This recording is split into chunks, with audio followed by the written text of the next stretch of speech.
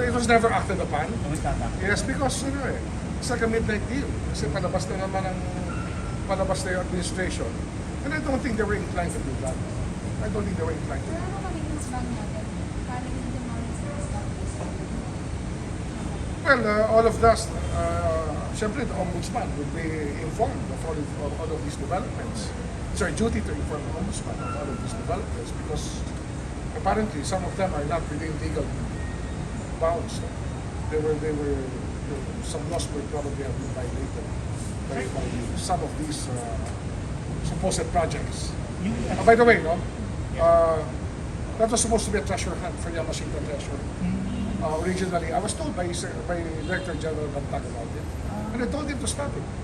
So it's not sir. No, it was supposed to be a treasure hunt. That's what he told me before. Yun ang sinabi niya sa akin.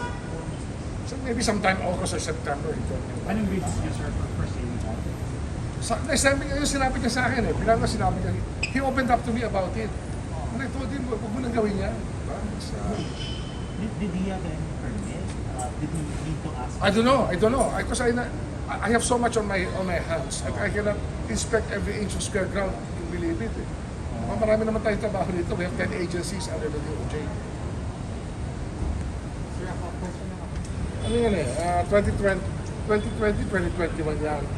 Well, I found out about it. Actually, I was just about to assume office when I found out about it. When I did some research. And the President was invited, President PRRT was invited to grace the groundbreaking of that project.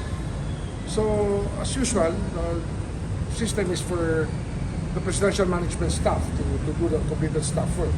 That's where they found out that the joint venture was entered into by BuCor together with a private corporation without the permission of the DOJ. At that time, Secretary Guevara. So, the President didn't go to the groundbreaking. And you know that when there is an unsolicited proposal of that nature, it's supposed to go through a Swiss challenge. There are rules for joint venture agreements and unsolicited proposals.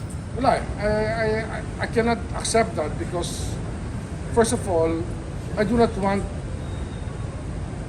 to privatize Bilibid. I do not believe that we should be selling property as a country. Ang tawag natin dyan, patrimonial property of the state. Ano yan nakatitulo yan sa Republika ng Pilipinas. Sa pag-may-ari niyan, lahat ng taong bayan, kayong lahat may-ari niyan, kayong lahat may-ari niyan. Kaya hindi pwede yan i-dispose ng isang tao lamang. Kahit meron isang batas na sinasabing BuCor Modernization Law, it does not give plenary powers to anybody to dispose of government property. It has to go through a process. Privatization yan Privatization has to go through the council, it has to go to the Department of Finance, it has to be approved by the Secretary of Justice, it has to be approved by the President. Marami hong approval process yan. So, far out yung idea na yan. You have no plenary power. Even the SOJ has no power over that. It has to go through the process. Yung Bilibid, lilipat mo lang sa ibang lugar. So you're still putting up a mega prison somewhere else. As I told you, technology does not anymore agree with the idea of a mega prison. The worldwide trend in technology does not agree with the idea of a mega prison. That's why it's a useless idea. It's not really good for our times. And ang sabi ko nga, I've told my position to the President that if ever we are able to relocate Bilibid, it should be for a government center and for parks purposes so that people in Metro Manila at least have somewhere to go. Diba? Do we know, yung dati na pala of BBI, may mga tungkol dun sa recommendations na in-accept po? Yes. May mga specific instances po ba na nire-refer yung recommendations na yun? For example, the drug war killings, the police detention, journalist killings, ganun po. Ano yan, ina-accept natin marami dyan. 200 of them we accepted. Yung hindi lang natin tinanggap dyan, mga culturally reprehensible. Like what, sir? Abortion. I don't think that we're ready for the idea of over-the-counter abortion. I don't think we want that. Yung sinabi mo, sir, na merong iba na walang solid basis na recommendations. Well, like what, for example? For example, parang automatically the drug war, EJK na kagad. You should not conclude. you have a conclusion of fact and law when something happens. You don't do that. Kasama po doon, kasama din doon on alleged killings under the drug law. Basta hindi po. Ano yan eh, kasi ano yan eh, that's something that we're doing something about already. The alleged killings and the drug, we're doing something about that already. So we accept it. Why should you reject something that's there already?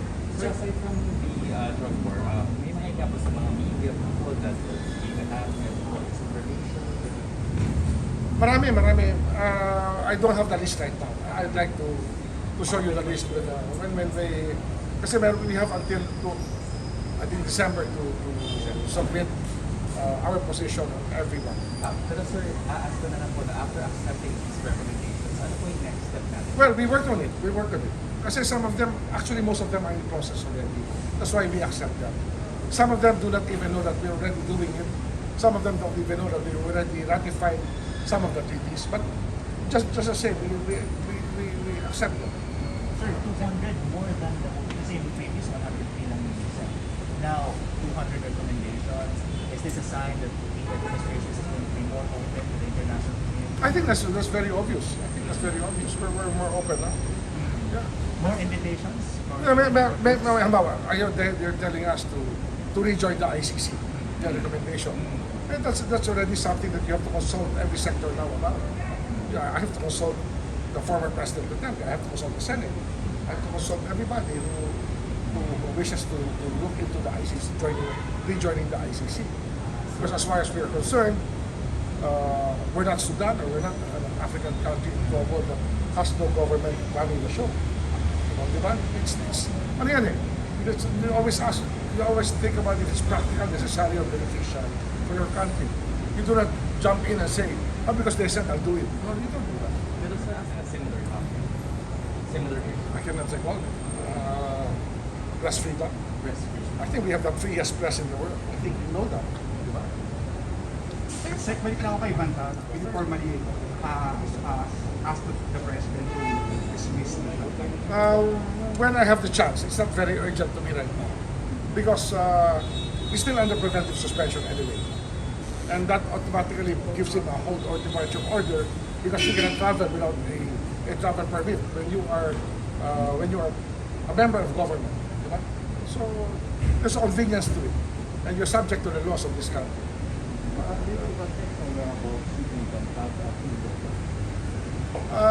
Wala pa akong update, no?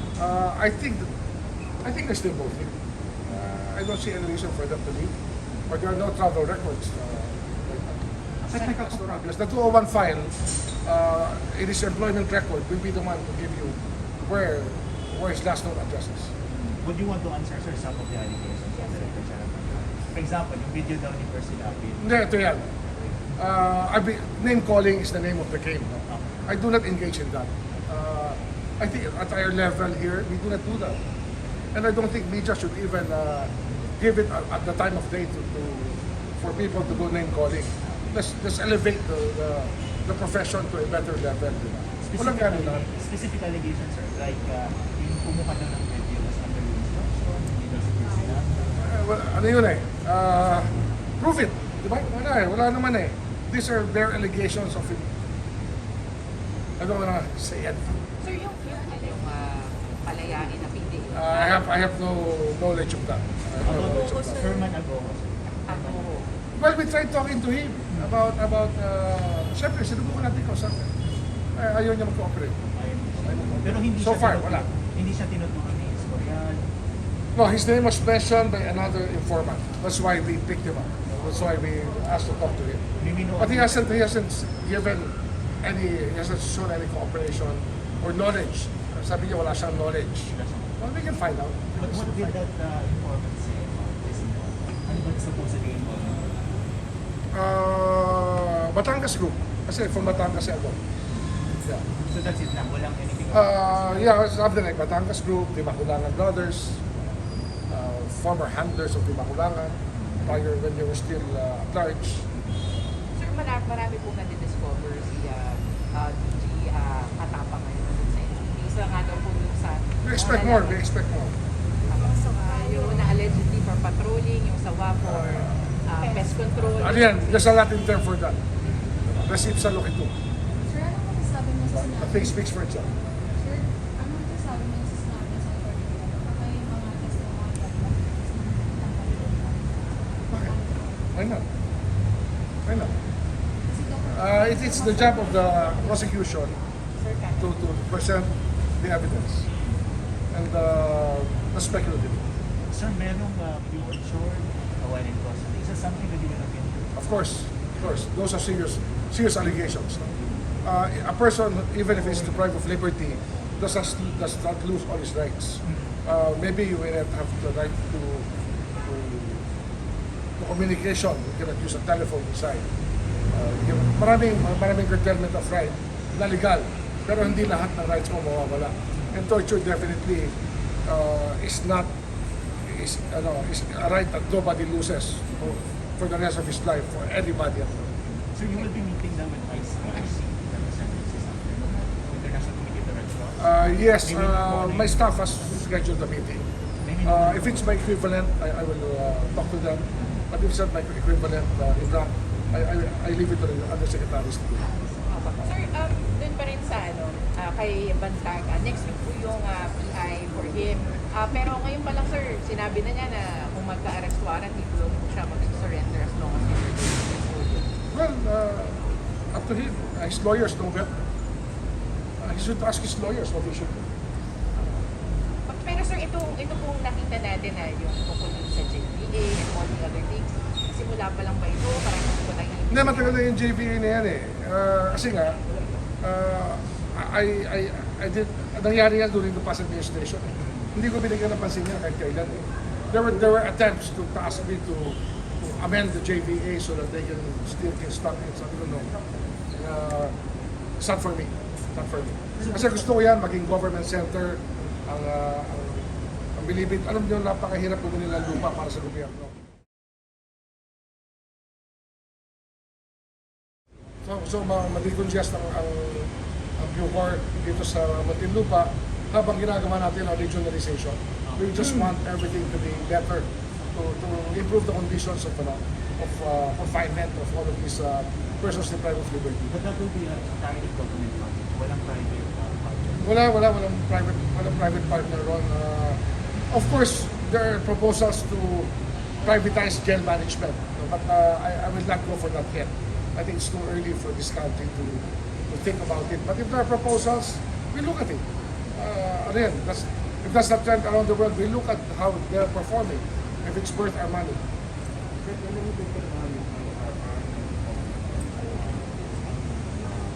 Wala mamaya this afternoon. Sorry, basta ulit.